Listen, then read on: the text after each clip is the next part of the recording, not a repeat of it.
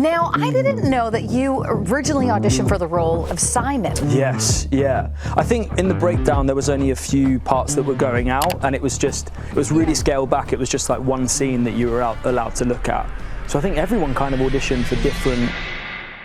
This season of Bridgerton has shocked us in more ways than one. While we have seen what it was like shooting this series and all of the fun moments, today we wanted to hear the stories of the cast and how they got cast for the series. This scene we've been shooting since Monday. It is now Wednesday. The ball days are always like the big days on set. I knew how demanding it was going to be, that I was going to be in almost every day. And then you're filming for like 12 hours. Shall I have a vodka? No, there's no time. Have a cup of tea, go to bed, and do it on repeat.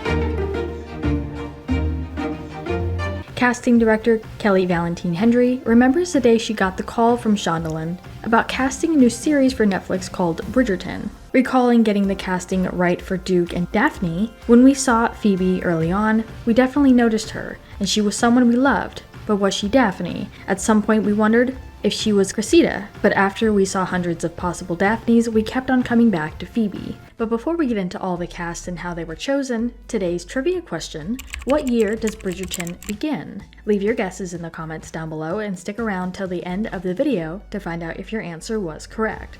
Starting with the one and only Nicola Coughlan, after 2 seasons spent playing Claire, Look at the State of You, Devlin on Derry Girls, Coughlan booked the pivotal role of Penelope Featherington with a single audition. It has to be her, said Rhimes, making Coughlan the first acting hire of her Netflix era. They said, no, they've given you the part. I said, okay, but what do you mean by that they've given me the part? Because I couldn't sort of accept it, I think. Yes. And then I met Chris Van Dusen, who's our showrunner. He said, oh, your tape came in, and Shonda Rhimes, and I sat down and watched, and they said, oh, it has to be her. And I said, what? And it's quite mad, but I mean, it's just been an amazing experience. I bet. So great. Going into Luke Newton's story, first, Luke Newton revealed he originally auditioned for the role of Simone Bassett in season 1 before he landed the role of Colin Bridgerton. In an interview, Luke explained, in the breakdown, there was only a few parts that were going out. It was really scaled back. In the breakdown there was only a few parts that were going out, and it was really scaled back. It was just like one scene that you were allowed to look at. So I think everyone kind of auditioned for different. Before starring as Eloise Bridgerton, Claudia Jessie initially auditioned for the role of Penelope Featherington. I auditioned for Penelope. Yeah, we talked about how weird that would be. Listen, you're a beautiful man, but God, it makes me feel sick. In an interview, Claudia explained Cole Edwards, the casting director, was like, Claudia could read for these 2 parts. She can come away and pick which one she wants to read for. So I was like, cool, Penelope, I'll go for it. Then they offered me Eloise. But real quick, make sure you guys check out our Instagram page linked down in the description. There's a ton of interview moments and memes, so make sure you check it out and give us a follow. When the audition for Francisca came around, with Hannah ultimately replacing Ruby Stokes, it was very top secret and she didn't know what show or character she was exactly auditioning for. You see Francesca come out to society.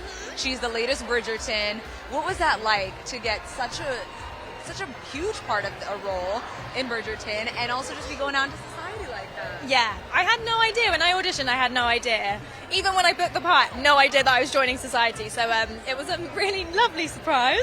Hannah added, I auditioned for 1 season, so when I did a taped audition again for season 3, I'd grown to love the show as a fan, but I didn't know I was auditioning for Bridgerton at the time. It was just 1 scene, literally no idea what it was for. Chandran initially auditioned for the role of Kate Sharma before ultimately playing Kate's younger sister, Edwina Sharma. Auditioning for Bridgerton was a very long process, but it was never very stressful. So I actually didn't meet any cast members until rehearsals started, like dance rehearsals and makeup and costume fittings. Everything was via Zoom. I do remember the script I read for the audition, and actually they sort of used a code. Trithira said, I was in the makeup chair on the other job. I got a call from my agent telling me that they wanted to see me again for Bridgerton, but as the younger sister.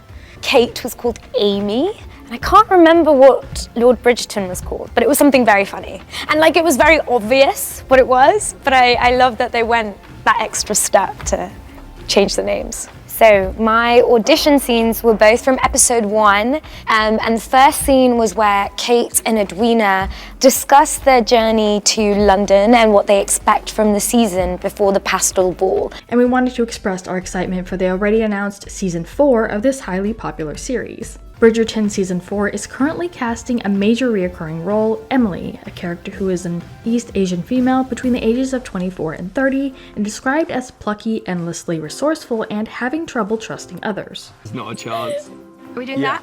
Must be, because we got the little wooden bits. There's two holes. Yeah. No. Why is there 3 holes on that? 2 holes on... Oh yeah, there's 2 here. Why is that happening? Is it upside down? Yes. I feel like we're on a really that one domestic there? version of the Crystal Maze or something.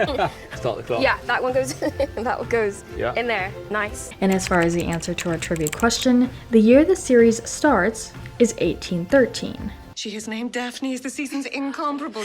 She calls you a diamond of the first water. You are a diamond of the first water. That is irresistible. You're the diamond of the first water. You are a diamond of the first water.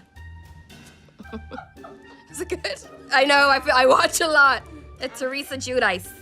But we wanted to turn this around to you guys. What do you think about all this, and whose story did you like best? Let us know what your thoughts are in the comments down below. Make sure you're subscribed with notifications on for more videos just like this. That's it for today though. We'll see you all next time with a brand new video. Bye guys. This is also a moment that the fans have been waiting for, because you just feel often like she's no one in her corner, especially after losing Eloise. That was not meant for your ears. I am still speaking.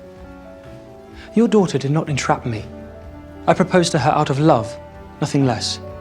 In the future, I advise you not to sully our Bridgerton name. I love that, our Bridgerton name. You know, she would have just gone,